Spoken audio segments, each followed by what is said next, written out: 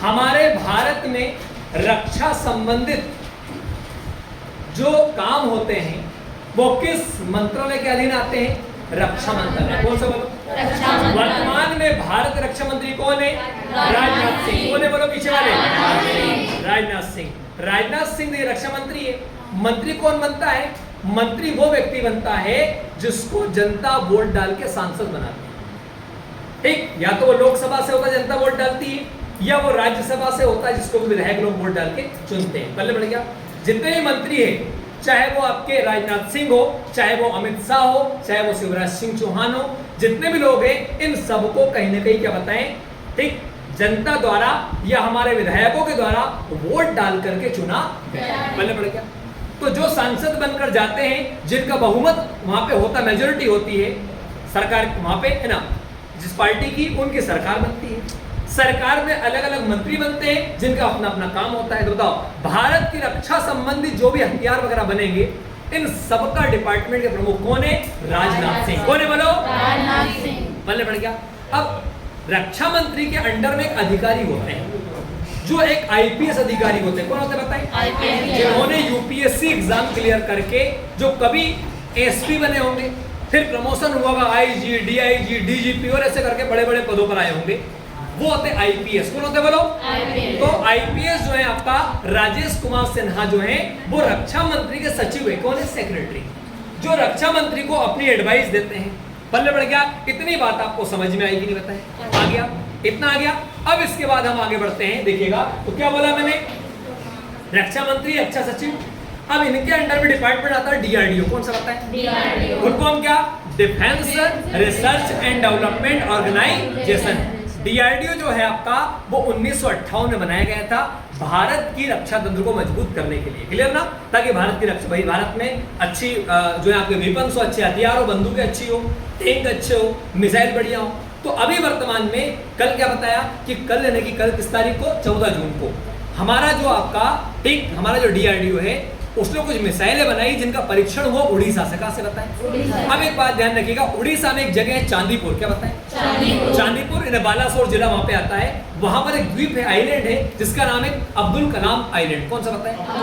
जो अब्दुल कलाम आइलैंड है, वहां से हमारी मिसाइलों को छोड़ा जाता है। क्या बताएं? मिसाइलों का परीक्षण किया था। क्या बताएं? टेस्ट करते हैं। तो बताओ, भारत का मिसाइल टेस्टिंग सेंटर कहां पर है? उड़ीसा में। क्या है बोलो? उड़ीसा में। कहां पर है? तो चांदीपुर पर। द्वीप का नाम क्या है? अब्दुल कलाम द्वीप। कौन सा बोलो?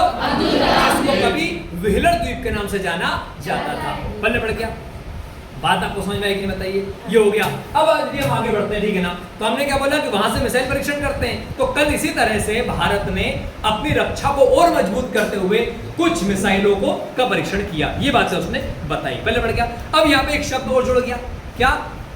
राष्ट्रीय सुरक्षा सलाहकार। क्या बोला मैंने? हमारे भारत में प्रधानमंत्री मोदी जी को सलाह देने वाला कि सर देश में क्या चल रहा है, देश की सुरक्षा कैसे होगी, कोई मामला गड़बड़ तो नहीं कर रहा है। रो है, एनआई है, जितनी भी एजेंसी होती है, खुफिया एजेंसियां, इन सबसे डेटा इकट्ठा करता है और प्रधानमंत्री को बताता है। वो कौन है? एनएसए। कौन है बोलो?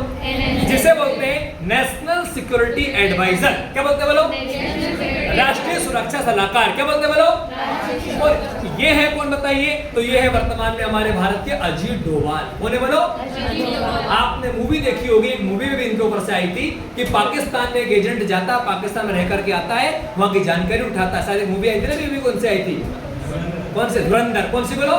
धुरंधर मूवी में इनके बारे में, कैरेक्टर के बारे में बताया। पहले पड़ गया, जो कि पहले कभी आपके रो के इनके एजेंट रहे हैं, है ना?